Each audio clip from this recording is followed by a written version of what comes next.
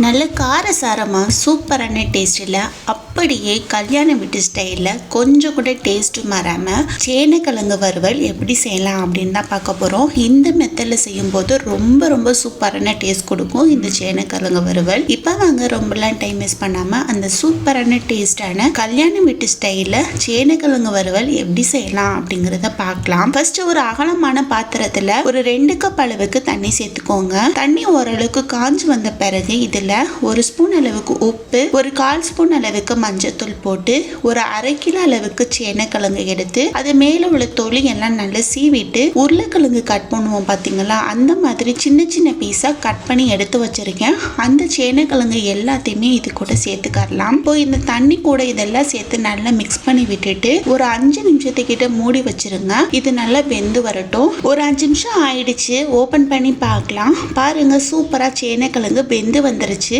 கையில் இது மாதிரி அமைக்க பாருங்க. நல்லா வெந்து வந்த பிறகுதான் நம்ம இதை எடுக்கணும். இப்போ இந்த தண்ணில இருந்து இதை வடிகட்டி வேறு ஒரு பாத்திரத்துல எடுத்து வச்சிடலாம். அடுத்ததா ஒரு கடாய் எடுத்து வச்சுக்கோங்க. அதுல ஒரு 3 ஸ்பூன் அளவுக்கு எண்ணெய் சேர்த்துக்கலாம். எண்ணெய் நல்லா காஞ்சதோ நம்ம வடிகட்டி வச்சிருக்கிற சேனைக்கிழங்கை எடுத்து இதுல போட்டு ஒரு 2 நிமிஷத்துக்கிட்ட அந்த எண்ணெயிலே நல்லா வறுத்து விட்டுட்டு மூடி வச்சிடலாம். ஒரு 5 நிமிஷத்துக்கிட்ட மூடி வச்சிருங்க. இது நல்லா ட்ரை ஃப்ரை ஆகி வரணும், அப்பதான் நல்லா இருக்கும். இப்போ ஒரு 5 நிமிஷம் ஆயிடுச்சு. ஓபன் பண்ணி பார்க்கும்போது உங்களுக்கே தெரியும் சூப்பரா சலசலன்னு இது நல்லா வறுத்து வந்துருச்சு அப்படின்ட்டு. இந்த டைம்ல இதை எடுத்து வேற ஒரு பிளேட்ல எடுத்து வச்சுக்கலாம். அடுத்ததா மீதி இருக்கிற எண்ணெயில ஒரு 1/2 ஸ்பூன் சோம்பு, 1 ஸ்பூன் கடுகு, ஒரு கொத்து கருவேப்பிலை, ஒரு 2 கிட்ட மீடியம் சைஸ் அளவு பெரிய வெங்காயமா எடுத்து நல்லா பொடிசா கட் பண்ணி வச்சிருக்கேன். அது ஒரு 3 கிட்ட பச்சை மிளகாய் கீறி வச்சிருக்கேன். அதையும் இதுல போட்டு அடுப்பை நல்ல மீடியம் ஃப்ளேம்ல வச்சு வெங்காயம் நல்லா வதங்கி நல்ல ஒரு கண்ணாடி பதம் வர வரைக்கும் வதக்கி விட்டுக்கறலாம். இப்ப பாருங்க சூப்பரா வெங்காயம் நல்ல சலசலன்னு சூப்பரா வதங்கி வந்துருச்சு. நல்ல ஒரு கண்ணாடி பதத்துக்கும் வந்துருச்சு.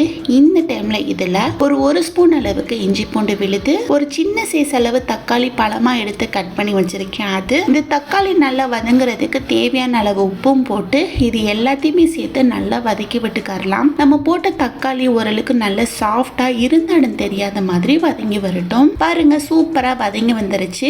இந்த அளவுக்கு இது நல்ல கிரேவி பதத்துக்கு வந்த பிறகு இதுக்கு தேவையான மசாலா சேர்த்துக்கலாம். ஒரு 1/2 ஸ்பூன் அளவுக்கு மஞ்சள் தூள், 1/2 ஸ்பூன் ஜீரகத்தூள், 1 ஸ்பூன் மிளகுத்தூள், 1/2 ஸ்பூன் கரம் மசாலா, 1 ஸ்பூன் மல்லித்தூள், ஒரு ஸ்பூன் அளவுக்கு மிளகாய் தூள். இதுதான் இதுக்கு தேவையான மசாலா. இந்த மசாலா எல்லாமே அந்த கிரேவி கூட நல்லா மிக்ஸ் ஆகுற மாதிரி கிளறி விட்டுக்கலாம். இந்த டைம்ல நம்ம வறுத்து வச்சிருக்கிற சேனைக்கிழங்கு எடுத்து இதுல போட்டு அந்த மசாலா எல்லாமே அந்த கிழங்கு கூட நல்லா மிக்ஸ் ஆகுற மாதிரி கிளறி விட்டுக்கோங்க. ஓரளவுக்கு எல்லாமே சேர்ந்து மிக்ஸ் ஆகி வந்த பிறகு தண்ணி ஊத்தாம கையில கொஞ்சமா தண்ணி ஊத்தி இது மாதிரி தொளிச்சு விட்டுக்கோங்க. இந்த மாதிரி தொளிச்சு பண்ணும்போது நமக்கு மசாலா எல்லா பக்கத்துமே போய் செட் ஆகிருக்கும். இப்ப பாருங்க சூப்பரா மிக்ஸ் பண்ணி விட்டுட்டு ஒரு 2 நிமிஷம் மட்டும் மூடி வச்சிடலாம். 2 நிமிஷம் கழிச்சு ஓபன் பண்ணி பாத்தீங்கன்னா சூப்பரான டேஸ்ட்ல செம்ம காரசாரமா ஒரு அருமையான சேனைக்கிழங்கு வறுவல் கல்யாண வீட்டு ஸ்டைல ரெடி. செம்ம டேஸ்டா இருக்கும். கண்டிப்பா ட்ரை பண்ணி பாருங்க.